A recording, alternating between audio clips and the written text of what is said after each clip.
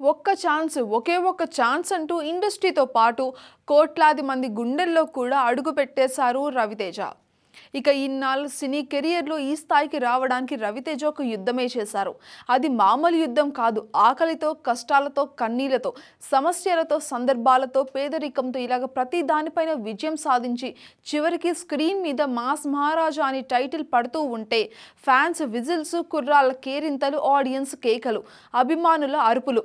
అబ్బో, ఇది కథ అసలు సిసలు గెలుపు అనిపిస్తోంది మనకి. ఇక నిజమే, ఎలాంటి బ్యాక్గ్రౌండ్ లేకుండా కష్టమని నమ్ముకొని ఇండస్ట్రీకి వచ్చే ప్రతి కుర్రాడిలోనూ ఒక రవితేజ ఉన్నారు. మరి అంతలాగా ఎంతో మందికి స్ఫూర్తిగా నిలిచిన ఆ రవితేజను మాత్రం ఆడియన్స్ కొన్నాళ్ళ నుంచి బాగా మిస్ అవుతున్నారు. రవితేజ అంటే ఒక విక్రమార్కుడు, రవితేజ అంటే ఒక ఖడ్గం, రవితేజ అంటే ఒక వెంకీ, ఒక దుబాయ్ సీను, ఒక ఈడియట్, అమ్మా నాన్న ఒక తమిళమ్మాయి, భద్ర, నా ఆటోగ్రాఫ్, నేనింతే కిక్, ఇలాంటి సినిమాలే మనకు గుర్తొస్తాయి. ఎందుకంటే అందులో అభిమానులకి ఎక్కడా కూడా రవితేజ కనిపించలేదు, చేసిన పాత్రలే కనిపించాయి. కానీ ఈ మధ్య కాలంలో రవితేజ సినిమాలలో ఎక్కడా అలాంటి బలమైన పాత్రలు కానీ, యాక్టింగ్ కానీ కనిపించడం లేదు. ఇక ఎవరు అవునన్నా కాదన్నా ఇది రవణ అభిమానులు కూడా ఒప్పుకోలేని నిజమనే చెప్పాలి. ఎందుకు లేవు? ఒక ధమాకాతో 100 కోట్ల క్లబ్లో చేరలేదా? వెంటనే వాల్తేరు వీరయ్యతో మరోసారి 100 కోట్లు కొల్లగొట్టలేదా అని ప్రశ్నలు కూడా మీరు వేయొచ్చు. కానీ రవితేజ స్థాయికి అంతకు మించి అని అంటున్నారు. ఇక సినిమాలు హిట్ అవ్వచ్చు, ఫ్లాప్ అవ్వచ్చు, అది వేరే విషయము. కానీ క్యారెక్టర్ పరంగా, కథ పరంగా, యాక్టింగ్ పరంగా రవితేజ కనిపించాడా లేదా అనేదే మ్యాటర్. ఉదాహరణకి నేనింతే, నా ఆటోగ్రాఫ్ సినిమాలు కమర్షియల్గా హిట్ కాకపోవచ్చు, కానీ యాక్టింగ్ పరంగా రవితేజను పీక్స్లో చూపించిన సినిమాలు ఇవే అనే చెప్పాలి. అందుకే ఇప్పటికీ ఆ సినిమాలంటే రవితేజ ఫ్యాన్స్కి చాలా ఇష్టం.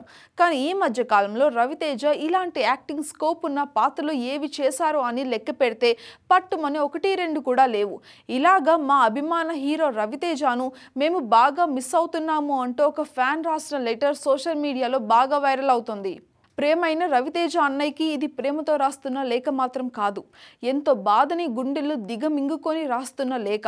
అన్నయ్య, నాకు చిన్నప్పటి నుంచి తెలిసింది నీ సినిమాలే, అవి తప్ప నాకు ఇంకో ప్రపంచమే లేదు. అందరూ ఆడుకునే వయసులో ఆడుకున్నారు, చదువుకునే వయసులో చదువుకున్నారు, ఇక ఎంజాయ్ చేసే వయసులో ఎంజాయ్ కూడా చేశారు. కానీ నేను మాత్రం మీ సినిమా, మీ ఆలోచనలు, మిమ్మల్ని మాత్రమే తలుచుకుంటూ ఉండిపోయాను.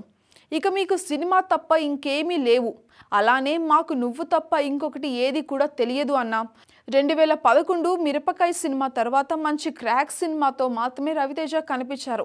ఈ మధ్యలో వచ్చిన సినిమాలు హిట్ సినిమాలు అయినా నీ స్థాయి సినిమాలు అయితే కాదు. అర్థం చేసుకుంటావని చెప్తున్నానన్నా. నువ్వు మాకు దగ్గరగా ఉంటే నిన్ను గట్టిగా కౌగిలించుకొని ఏడ్చి మా బాధ అంతా చెప్పుకోవాలని ఉంది. దయచేసి మంచి కథలు సెలెక్ట్ చేసుకో అన్నా. రవితేజ అభిమానులు అందరూ కూడా తలెత్తుకొని తిరిగేలాగా హిట్లు ఇవ్వు అన్నా. దండం పెడతాను. థియేటర్ నుంచి కన్నీళ్లతో బయటికి వస్తున్నాము. సినిమాకి మా కన్నీళ్లు ఎక్కువ అవుతున్నాయి తప్పితే తగ్గడమే లేదు. సంతోషంగా కాలర్ ఎగరేసుకొని బయటకు వచ్చిన రోజులు ఈ మధ్య కాలంలో ఏ ఒక్క సినిమాలో కూడా రాలేదు.